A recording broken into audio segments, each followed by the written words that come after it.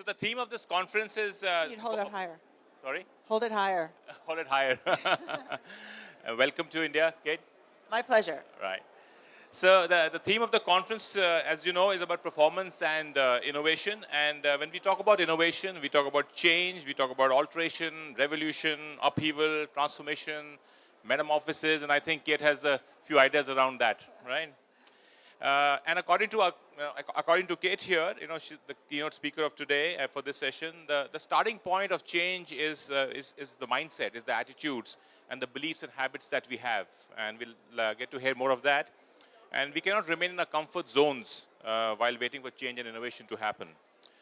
Just to let you know a little bit about Kate, she's a founding principal at Sweetman Group, which is a global leadership development firm. She has over 25 years of experience in leadership development across various countries. Her current emphasis is in the leadership in the age of disruption, and has a book coming out around that. And for her collective work, she has been twice been designated as Thinkers 50 and has been again shortlisted this year. Okay, all the best.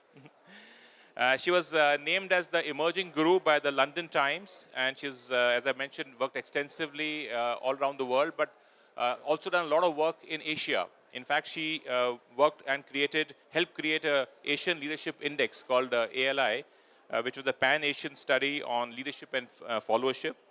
She's a former editor of HBR, which is, we know, a Bible for many of us. And she's also a visiting coach and a lecturer at MIT. She's co-authored many books, including The Leadership Code with David Ulrich, and with Shane Cragen, she's written Reinvention, Accelerating Results in the Age of Disruption. And in the forthcoming book, they're going to be talking about the leadership in this age.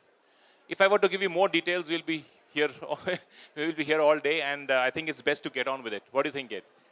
Thank you so much. So I'd love to invite you here for this conference and to India. You were telling me you've been here before. I think this may be my 10th trip, so I'm starting to get to know the place a little bit. A little bit better, and getting used to the curries. I love the curries. Everybody loves Indian food. That's great. That's great. So, getting on with it, in many of your work, you mentioned that, the word reinvention, So you want to tell us what this reinvention is all about and how is it different from the other words that I just used? Right. Well, you mentioned I used to be an editor at Harvard Business Review, so I pay a lot of attention to language.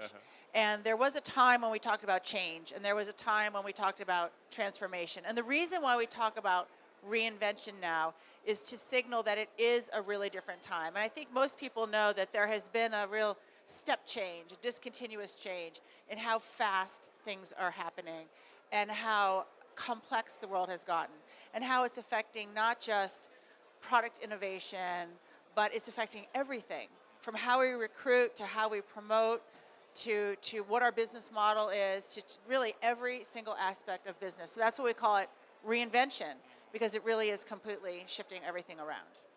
And how is it different from transformation? I thought transformation meant pretty similar stuff. Well, we can pick around words if you want, but you get the idea. Yeah, I get the idea. Great, great. And you mentioned, I was just mentioning the fact that you're coming up with this book, which is about the leadership in the age of disruption. So do you think with this reinvention happening and this disruption happening, leadership requirements are going to change? Yeah, absolutely. In fact, the reason why Shane Cragen and I started our new firm was because we sat down a couple years ago, and we'd both been working on leadership and change, actually, for many years. But we both had this feeling independently that something very different was happening. It is a different era that we live in.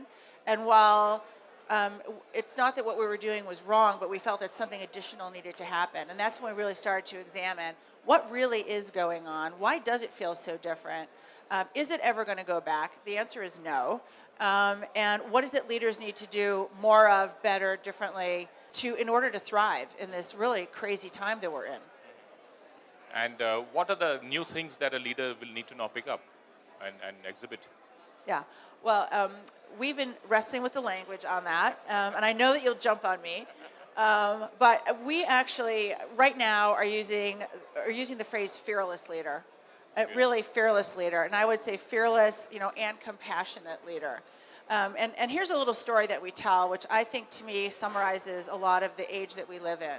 So you mentioned, maybe not, that I live in Boston, and a lot of people are aware of the Boston Marathon bombing. right? And of course, bombings take place all over the world, but this is the one that I happen to know.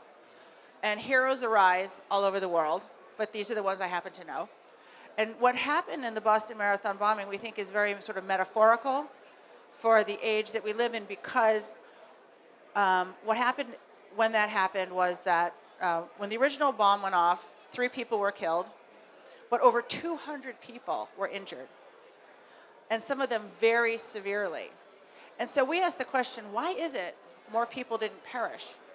And the reason why more people didn't perish is because so many people in that time of confusion, smoke, anxiety, and danger didn't run away but ran back. They ran back. So ordinary citizens ran back in and actually helped people who were really injured. And this is a metaphor that we use because we say that's kind of the age that we live in. I mean, smoke is going off, bombs are going off. You know, discontinuous change is happening. Things we don't expect are happening. And the kinds of people that we need now are not ordinary leaders, you know, but extraordinary leaders who are moved by the urgency and actually compassion for the people around them, their customers, the people they serve, to actually go in and say, how are we going to fix this thing? How are we going to make sure this is going to work? And so it's a bit of a dramatic, it sounds a little dramatic, but it's actually true that that's what people need to do. They need to jump into the fray, you know, have the interest, have the passion, have the curiosity to figure out what's going on and what can we do differently. Yeah. Great. This and fearlessness, of course, has a lot to do with the inside-out kind of a leadership. You know, these are traits which you're born with, or can these be taught? Can leadership be taught? Your fearlessness, for example. I think fearlessness can be inspired in people. Okay. I think that part of what keeps people fearful is not knowing what to do, not having examples of doing it, of thinking that they're not the ones. So I think a lot of what we're doing is that we're shifting people's identities. So I am an engineer and I'm a leader. You know, I have a body of knowledge and I'm learning something else new. I mean, sometimes people call it a growth mindset. It's part of a growth mindset to say, I'm bigger than I thought I was. And I'm better than I thought I was. And I'm braver than I thought I was. And I'm more curious because I'm re-identifying who I am. Because we need a lot more leaders in organizations. Because these, you can call them threats, these shifts, these changes are happening, as I said, throughout the organization. That's true. Thanks for that. And what do you think the organization can do, and specifically HR? Lots of us are HR people here. What can HR do to help create this kind of a leader that we need? HR has an unbelievably vital role to play in this because we are the people. We're the ones who are out there listening. We're the ones paying attention. We're the ones at conferences like this learning. And it's our job to bring it forward to the awareness of the line leaders, the senior leaders. And we had a talk before we sat down today, and we were talking about, you know, where have we in our practices seen excellence? And excellence really does come in through the HR organization in these situations, engaging the line, yeah. You've also, in your book, mentioned about the 6 blindfolds. Oh, yeah. That's a very interesting construct. So if you can just walk us through that, please. Yeah, our book, Reinvention, Accelerating Results in the Age of Disruption. Our book has a lot of metaphors, and we use a lot of examples from all over, not just the corporate world. And because our hope is to sort of creatively open up how people think about these things and conceive of these things. So we use this idea of the blindfold to say that we are surrounded by answers, right? We're surrounded, we actually have more information. We don't need to be surprised by what happens nearly as much as we are. And the reason why we don't see and then act is because we have adopted these blindfolds. We've put things over our own field of vision, like being too arrogant, you know, thinking we have all the answers, like not listening to negative feedback. That's another blindfold. Like thinking we don't really need to ask the customer because we already have the answer.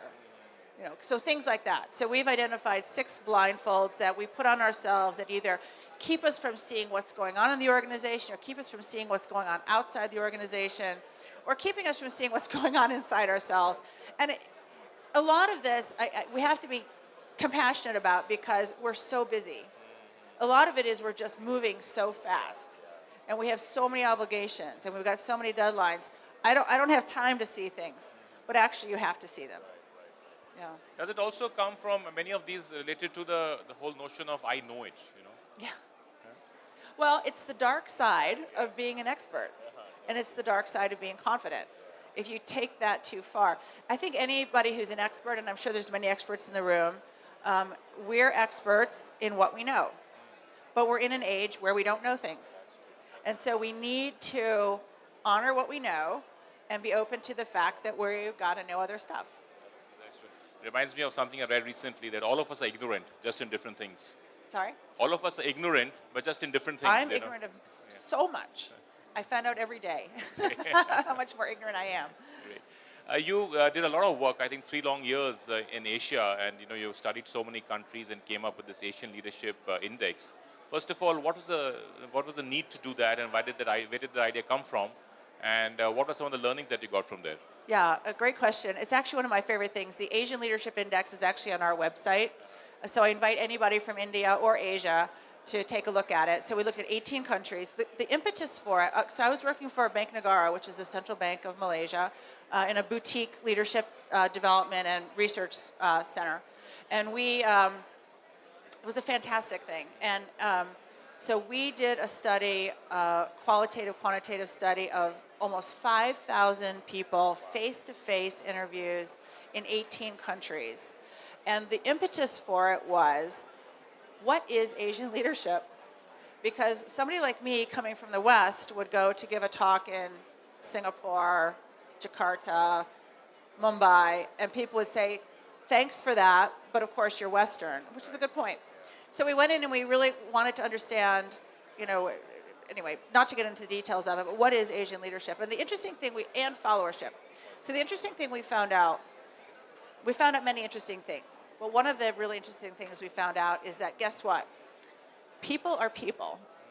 And it really doesn't matter where you're from. If you ask the question, what do you wish you got from your boss that would help you sign up more and bring more of yourself into work?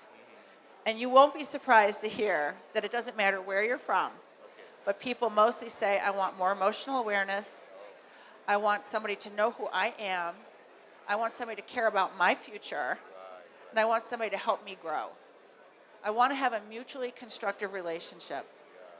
And it really didn't matter. It was such a large sample. We could look at age, we could look at industry. Okay, financial services is an interesting separate discussion.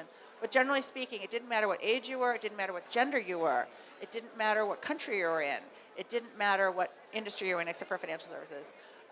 By and large, a lot of people said, pay attention to me. Now, India, however, was a bit of an exception.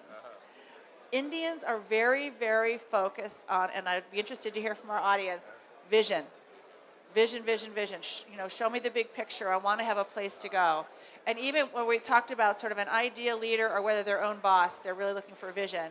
And in a way, that's great, because we do need vision. We do need a place to go.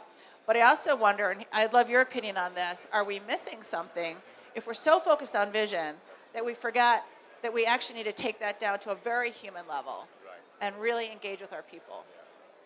Yeah, sure. We'd love to share that maybe over lunch, something we can share my point of view, but I think the audience wants to listen to you here. Thanks for that. And also, you had written this book with Dave Ulrich about the leadership code. Yeah, Dave and Norm. Yeah, and Norman, yes, that's true. And you had mentioned about the 5 rules for the code.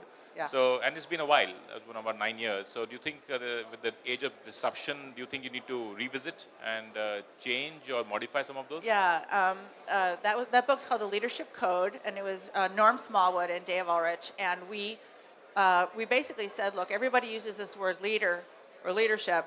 We all use it differently.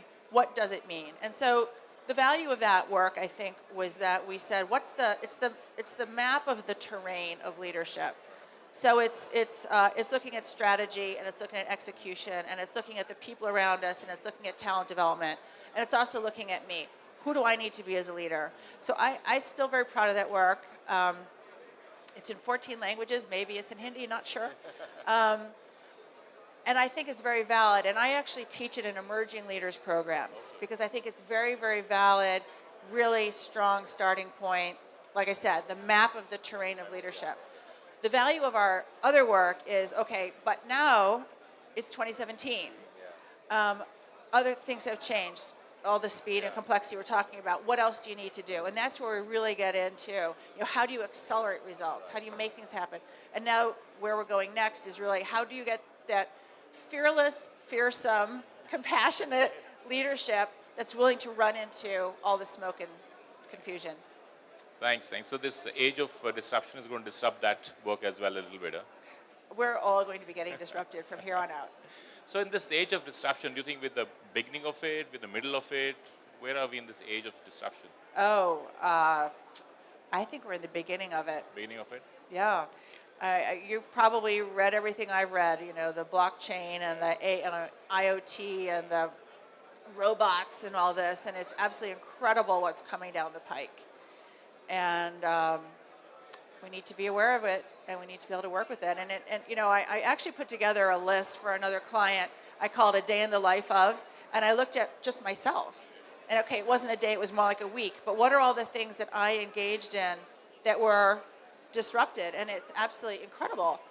I downloaded, I did a contract with a client downloading off of Rocket Lawyer. I didn't pay anything to a lawyer. I started using this app called Babbel because I want to learn Dutch really, really fast. And I'm not going to be fluent in it, but a little conversational Dutch. I used to pay Rosetta Stone $200 to learn something over 3 months. They've got new learning capabilities, new learning methodologies, and for $12.95, which is the cost of lunch in America, I can get fluent enough in a month.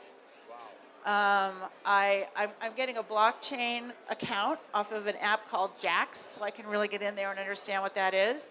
I mean, I could go on and on. Even me, I love Pandora, but my girls are saying, Mom, you got to go to Spotify because it's more flexible. So it's just, every single thing, the music you listen to, how you write a contract, who you talk to, how you talk, where you do work. We're doing work in Qatar. Why are we doing work in Qatar? Because nobody in the Gulf will work with them, which opens up opportunities for other people to come in. Because the people they normally are consulting to them can't do it. So there's geopolitical changes, there's technology changes, there's generational changes. It's all happening all at the same time. And if you sat down and listed it, you're living it. You're really living it. And of course, it's coming into the corporate world. Sure. Yeah. Thanks. I think we'd love to have a more detailed conversation. There's so much to talk about in this. What are some of the last words you'd like to give as advice to this group, and is there any way we can be connected with your work? Well, LinkedIn. Please write to me on LinkedIn. We're embarking on, thank you so much. Here's our book, Reinvention. It's available. I hope you like it. Please connect with me on LinkedIn because we are embarking on another large-scale research. Anybody in this audience or on the internet, and we really want to get the right people in our research, and this is the right people. So that would be the best thing you could do. Or find me in the hallway. Thank you so much. It's a pleasure talking to you, and welcome once again to India. Thank you. My pleasure. Thank you. Yeah.